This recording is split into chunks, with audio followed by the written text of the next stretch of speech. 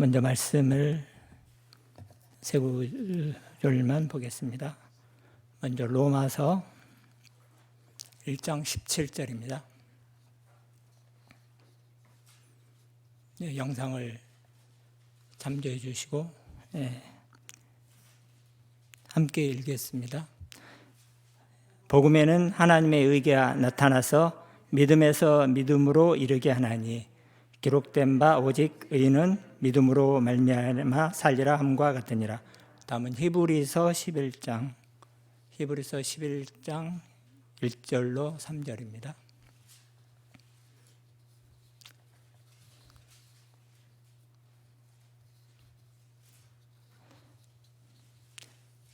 함께 읽겠습니다.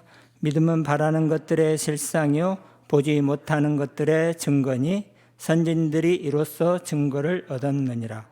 믿음으로 모든 세계가 하나님의 말씀으로 지어준 줄을 아나니 보이는 것은 나타난 것으로 말미암아 된 것이 아니니라. 마지막으로 신명기 30장 11절로 14절입니다.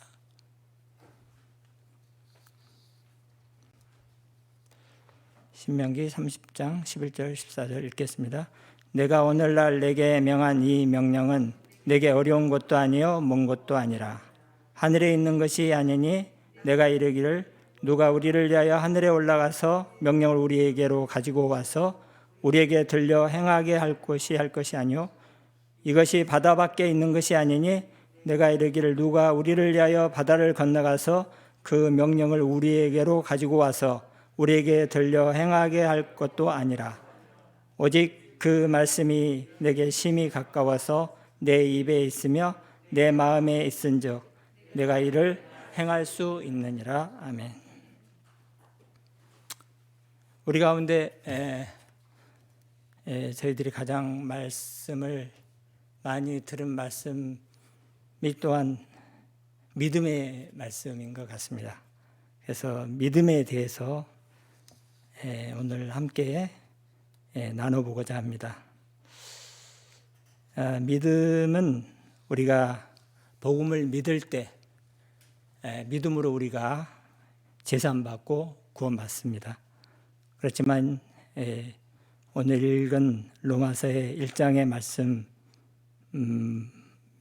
보면 복음에는 하나님의 의가 나타나서 믿음에서 믿음으로 이르게 하나니 오직 의인은 믿음으로 말미암아 산다고 했습니다. 시작이 믿음이지만 믿음에서 믿음으로 또 오직 의인은 나의 의인은 믿음으로 말미암아 살리라. 이 말씀은 히브리서 10장에 주님의 다시 오심을 이야기하면서도 오직 나의 의인은 믿음으로 말미암아 살리라 말하고 있습니다. 또한 뒤로 물러가면 내 마음이 저를 기뻐하지 않는다고 하면서 우리는 뒤로 물러가 침륜에 빠질 자가 아니요 영혼의 구원함을 이르는 믿음을 가진 자니라. 시작이 믿음이지만 우리는 끝까지 믿음으로 이 길을 가는 것을 볼 수 있습니다. 히브리서 11장 1절 읽었지만 11장 1절에서는 믿음에 대한 정의를 말하고 있습니다. 이 말씀도 많이 저희가 들었는데 믿음은 바라는 것들의 실상, 실제화라는 말씀이라고 했습니다. 보이지 않는 것이지만 보이지 않는 세계의 영적인 것들을 믿음으로써 실제화, 나타내 보여주는 거죠.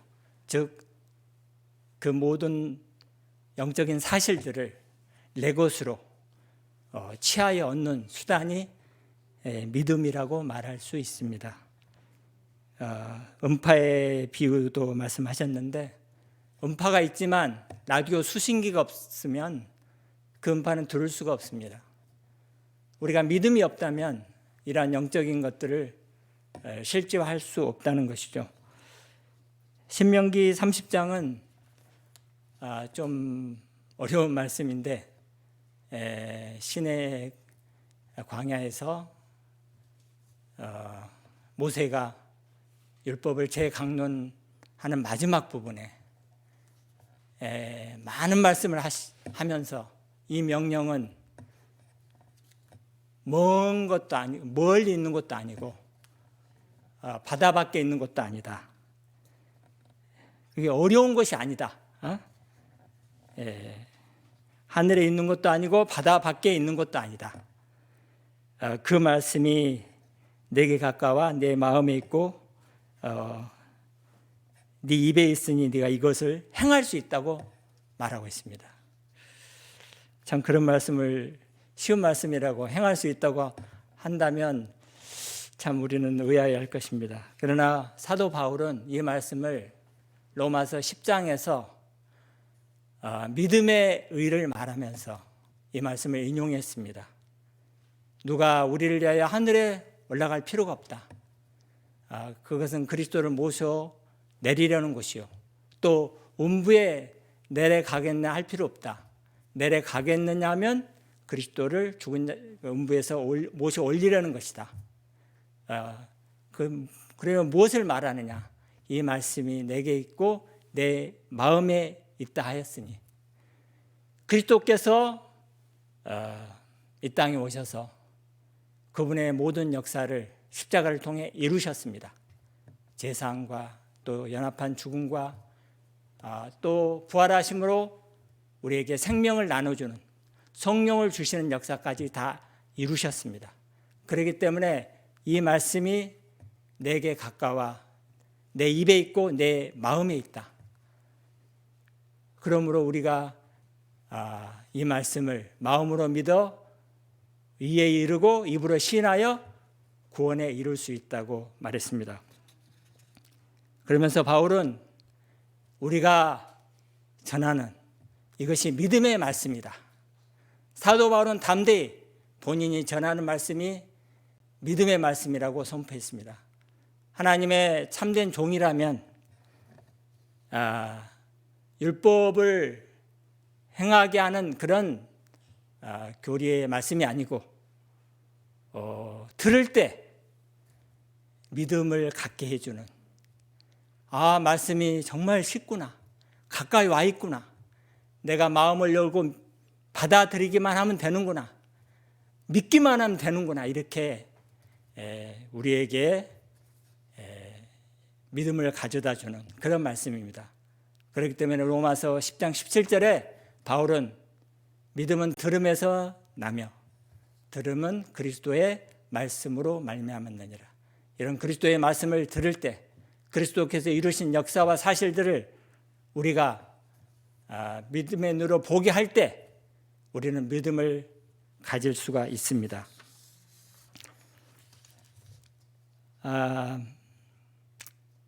많이 예를 들은 말씀인데 고린도전서 1장 30절에는 너희는 하나님께로부터 나서 그리스도 예수 안에 있고 이것은 하나님께서 하신 일이다. 너희가 그리스도 안에 있게 된 것은 하나님께서 하신 일이다. 우리가 뭐 노력해서 된 것이 아니다. 그러므로 그리스도는 하나님께로부터 나서 우리에게 지혜와 의로움과 구속함이 되셨나니 주님이 의로움이 되셨고 또 지혜가 되셨습니다. 또 장래에 우리 몸을 구속하실 것입니다. 요한복음 15장 5절은 너무나 잘 아는 말씀이죠. 나는 포도나무요 너희는 가지니 저가 내 안에 내가 저 안에 있으면 이 사람은 과실을 많이 맺나니 나를 떠나서는 너희가 아무것도 할 수 없습니다. 이 말씀을 중국의 내지 선교회 허드슨 테일러 유명한 사람이죠. 중국을 복음의 사역자로 하나님께 크게 쓰셨던 종인데 내가 정말 그리스도의 가지가 될 수 있다면 그분의 그 진액을 항상 흘려받아서 많은 열매를 맺을 수 있을 텐데 그런 고민을 했다고 했습니다. 그런데 어느 날 내가 뭘 해서 그리스도의 포도나무의 가지가 되는 것이 아니고 내가 이미 포도나무의 가지구나. 내가 가지가 되었구나. 이런 말씀을 깨달은 후에 많은 열매를 맺는 그런 놀라운 역사를 했다는 이야기를 들었습니다. 로마서 8장 1절에는 그러므로 이제 그리스도 예수 안에 있는 자에게는 결코 정죄함이 없나니 그리스도 예수 안에 있는 생명의 성령의 법이 죄와 사망의 법에서 너를 해방하였습니다. 어떻게 우리가 정죄받지 않는 그런 생활을 할 수 있나요? 그리스도 예수 안에 있는 자입니다. 그러면 그리스도 안에 있기만 한다면 생명의 성령의 법이 죄와 사망의 법에서 우리를 해방하실 것입니다. 포도나무의 비유, 저도 이제 요한복음 15장의 말씀을 정말 많이 묵상하면서 어떻게 포도나무의 가지에 붙어 있을 수 있을까? 정말 저도 고민을 많이 했습니다. 왜냐하면 열매를 맺는다고 했는데 열매가 안 나오는 거예요. 어떻게 붙어 있는 것이 뭐지? 그런 고민을 많이 했는데 감독 목사님께서는 그리스도의 죽음 안에 머무는 것이 포도나무의 가지에 거하는 것이다. 그런 말씀을 하셨습니다. 로마서 6장 5절은 우리가 그리스도와 함께 죽음에 연합한 자가 되었다면 그리스도의 부활에 연합한 자가 되리라. 그 말씀이 있는데 죽음의 모양 안에 연합되었다면 이런 다비역의 번역이 있다고 했습니다. 죽음의 모양 안에 우리가 연합되었다면 그분의 부활 안에 자란다. 자란다. 그런 표현을 말씀을 하셨는데 참 그것이 굉장히 의미가 있다고 생각이 됐습니다. 결국 우리는 그리스도와 함께 십자가에 못 박혔습니다. 그러므로 우리가 살지 않고 내가 살지 않고 그리스도께서 내 안에 사신다고 했습니다. 이런 믿음을 가질 수 있다면 내가 살지 않을 수 있다면 내가 항상 할 수 없는 자임을 시인하고 그분과 함께 십자가에 못 박힌 자신을 발견하고 내 자신을 죽음에 넘길 수 있다면 그리스도께서 우리 안에 사시는 것은 문제가 없다는 것이죠. 마가복음 10장에 그렇기 때문에 그 부자 간원의 비유가 있습니다. 한 가지 부족한 것. 우리는 우리 자신이 이것도 괜찮고 저것도 할 수 있고 주님을 이해하고 주님을 사랑하고 하지만 부자와 간원과 같이 우리는 한 가지 부족한 것이 있습니다. 할 수 없는 것이 있습니다. 연약한 것이 있습니다. 그것은 우리가 어떤 자인 것을 하나님이 알게 해주시려고 남겨주신 그러한 부분이라고 말할 수 있는데 그것을 통하여 우리는 우리 손을 내려놓고 우리 손을 들고 우리의 노력을 내려놓고 주님을 의지할 수 있습니다. 저도 이제 정말 주님을 믿는다고 하면서도 참 저는 그래도 신앙이 그래도 주님 사랑하고 열심도 있고 하기 때문에 그래도 어느 정도 좀 좋다고 생각을 하는 부분이 있었습니다. 근데 좀 내가 믿는 사람인가? 어떤 환경이나 어떤 일을 대할 때 좀 얼굴이 길어지고 우울하고 침체되고 기뻐하라고 했는데 기뻐하지 못하고 그런 고민을 많이 했었습니다. 그래서 옆에 항상 가까이 있는 사람이 당신 하나님 믿는 사람 맞아? 이런 물음을 자주 묻곤 했습니다. 정말 근데 이것을 제가 고치려고 해도 안 고쳐지더라고요, 사실. 그렇게 안 해야 되는데 근심과 걱정으로 내 수렁 안으로 빠져드는 내 자신이 항상 부끄러웠는데, 물론 돌이키고 기도하고 회개했지만 이제 영적인 부흥에 대한 책들을 저는 읽으면서 어떤 표현이 좀 많이 있는 걸 발견했냐면 불신앙을 회개했다, 이런 표현이 많이 자주 있는 걸 봤습니다. 부흥이 있을 때마다 어떤 부흥의 역사고 항상 그 표현이 있더라고요. 불신앙을 회개했다. 저는 믿는 사람이 불신앙이 뭘까? 저는 그때 좀 이해가 안 됐습니다. 불신앙이 뭘까? 이스라엘 민족도 이제 믿지 않냐는 악심이 있다고 그랬잖아요. 믿지 않는 것은 악심이라고 그랬습니다. 근데 어느 날 다른 사람이 불신앙이 있는 것이 아니고 정말 나를 구원하시고 사랑하신, 나를 위해 십자가에 못 박히신 그분에 대한, 창조주이신 하나님에 대한 믿음이 내가 없구나. 어떤 일을 대할 때 너무 막 염려, 근심, 걱정을 하고 정말 저는 좀 혼비백상을 하거든요. 그런 어떤 환경을 당하면.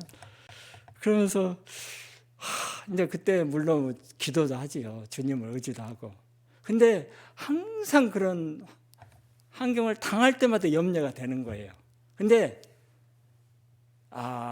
제가 이제 그런 환경을 수없이 이렇게 일을 대하면서 겪으면서 하나님이 정말 피할 길을 주시더라고요. 정말 하나님이 죽을 것 같은데 그 피할 길을 주시는 거예요. 그러면서 죄송합니다, 주님. 또 제가 하나님을 못 믿었습니다. 불신했습니다. 그런 고백을 정말 자주 했습니다. 근데 다른 것이 하나님을 근심하게 하고 또 하나님을 기쁘시게 하지 못하는 것이 아니고 정말 그 불신이 하나님을 기쁘시게 하지 못했다는 것을 알게 됐습니다. 그래서 히브리서 11장 6절에도 믿음이 없이는 기쁘시게 못하나니, 믿음이 없이는 기쁘시게 못하나니. 하나님은 믿음이 있는 자를 기뻐하십니다. 하나님께 나아가는 자는 그가 있는 것과, 이게 있다는 말은 그냥 존재를 믿는 것이 아니라 이시다, I am that I am이라고 그랬습니다. 하나님의 모든 것이 되신다는 거예요. 우리의 모든 것이 되시는 분입니다. 지혜, 능력, 생명, 또 위로, 축복, 그분이 모든 것이 되실 수 있는 분입니다. 그러기에 그분이 이 땅에 오신 거예요. 히브리서 4장에 안식에 대해서 말씀하시면서 믿는 자는 안식에 들어가는도다. 믿는 자가 안식에 들어간다고 했습니다. 하나님이 자기 일을 쉬신과 같이 자기 일을 쉰다고 했습니다. 믿는 자는 안식할 수 있습니다. 하나님 안에 모든 것을 내려놓고 안식할 수 있습니다. 왜? 하나님이 모든 것을 하시기 때문에. 하나님이 모든 것을 돌보시기 때문에. 하나님의 모든 것을 인도하시기 때문에.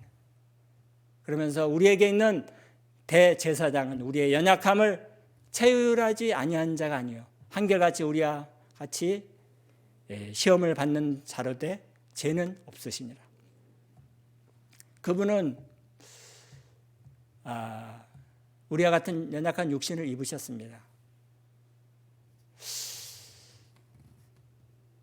그럼 그 말씀을 볼 때 저는 이런 생각이 들었습니다. 예수 그리스도, 그분은 이 땅에 사실 때 어떤 사람이 당하는 그 고통, 수모, 또 부인, 또 비방, 고난, 그분보다 더 깊은 그런 고난을 받은 사람이 있을까? 왜냐하면 이 말씀을 볼 때 우리의 연약함을 체휼할 수 있는 분이라고 했거든요.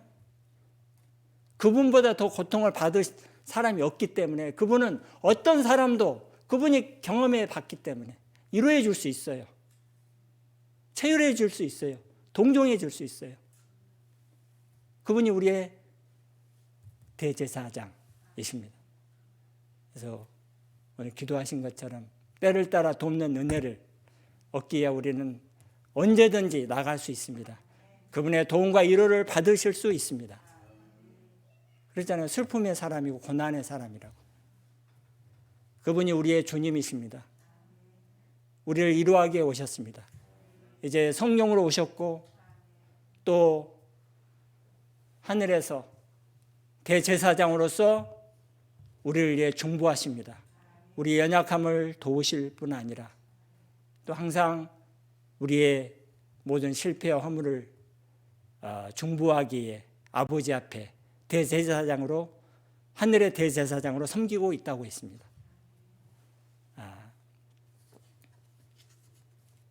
이러한 분을 우리가 믿을 수 있다면,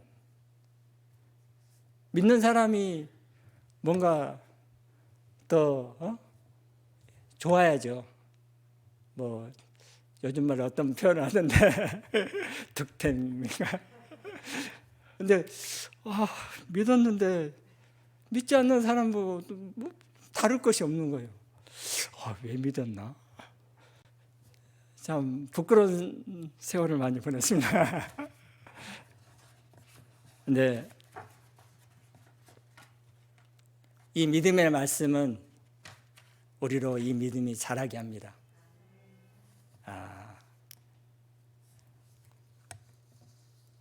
끝까지 더 전진할 수 있기를 원합니다.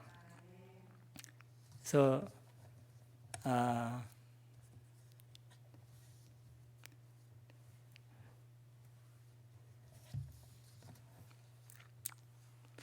이 이제 말씀이 언약의 말씀이라고 했습니다.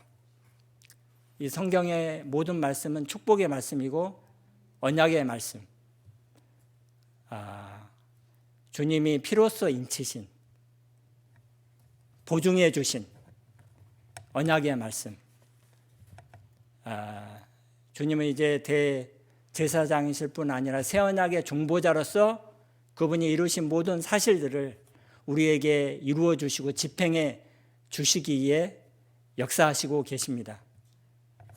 한 말씀 한 말씀 이 말씀을 우리 것으로 취할 수 있다면 우리는 가련한 그리스도인이 아니라 정말 놀라운 풍성한 그리스도인이 될 수가 있습니다. 하나님의 자녀로서, 빛의 자녀로서 의를 행하고 또 온유하고 겸손하고 심지어 나를 대적하는 사람까지 용서하고 사랑할 수 있는 믿음을 가질 수가 있습니다. 이것이 우리의 사모함이 되어야 한다고 믿습니다. 주 예수를 본받고 싶은 우리의 갈망, 주님이 이러한 믿음의 길에서 우리가 낙오하지 않고 끝까지 전진할 수 있기를 바라고,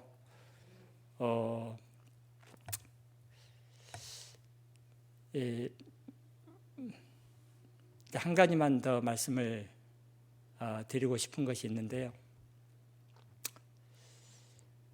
이제 저는 이 말씀을 들을 때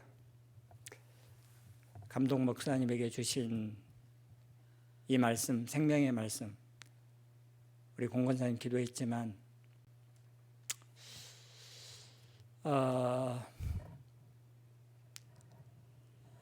참 저는 감동을 많이 받았습니다.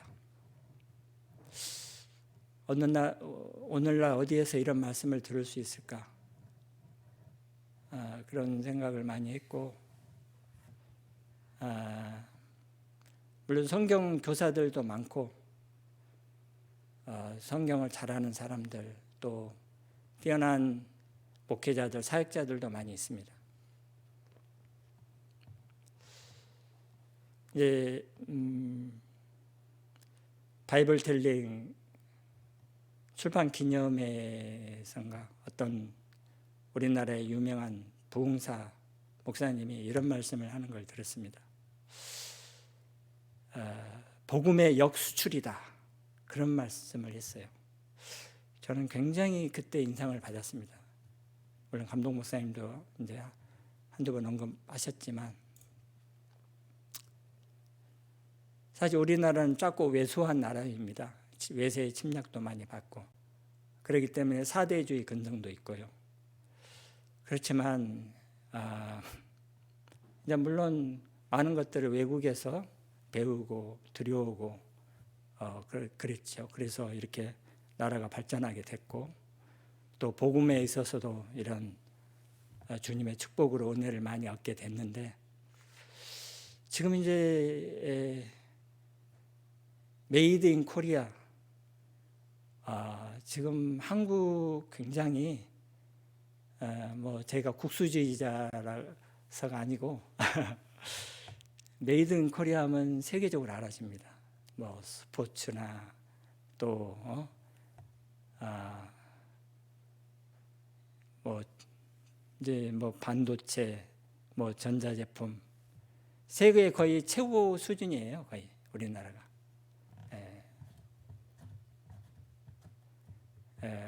어떤 우리나라 가전회사가 미국의 월풀이라는 대전자 회사 그 매출을 뛰어넘었다고 이제 제가 이야기를 들었습니다. 이제 세계적이에요, 거의 한국에. 이제 저희들은 작은 무리가 여기에서 길을 가고 있습니다. 정말 이 역곡 건물 허름한 이곳에서. 근데 정말 우리에게 주신 말씀은 너무 작은 말씀이 아니라고 생각합니다. 정말로 작은 말씀이 아니라고 생각합니다. 근데 또 사람이 적다 보니까 우리가 너무 작게 왜소하게 이 말씀을 여기는 것이 아닌가, 그런 생각도 들었고, 근데 사도행전에 바울의 이야기가 많이 나옵니다. 네, 바울이 훌륭한 하나님의 종으로 많은 사역을 했고 교회를 세우고, 또 그 서신들이 하나님 말씀으로 성경으로 기록이 되어 있습니다. 그렇지만 바울 시대에는 바울은 그렇게 환영받지 못했습니다. 작은 무리가 따랐어요. 자세히 읽어보면, 또 교회사를 보면 바울을 막 이렇게 환영하고 놀라운 사역자라고 하지 않았어요. 빌립보 교회가 뭐 몇 명 됐나요? 뭐 고린도 교회도 금방 바뀌었잖아요. 갈라디아 교회도 돌아서고. 이게 결국 바울이 순교할 때는 몇 명 안 남았습니다. 바울과 함께한 사람들이. 그래서 그런 외적인 것으로 그러한 사역을 우리는 판단하면 안 된다는 거죠. 바울 사후 30년 후에 조금 이제 인정을 받은 거라고 교회사 쪽으로 말하고 있습니다.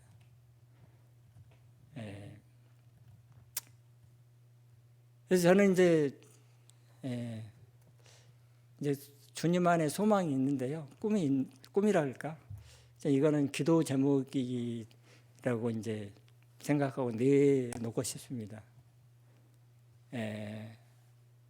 감독 목사님 같이 성경을 연구하고 공부하고, 그 이론만이 아니잖아요.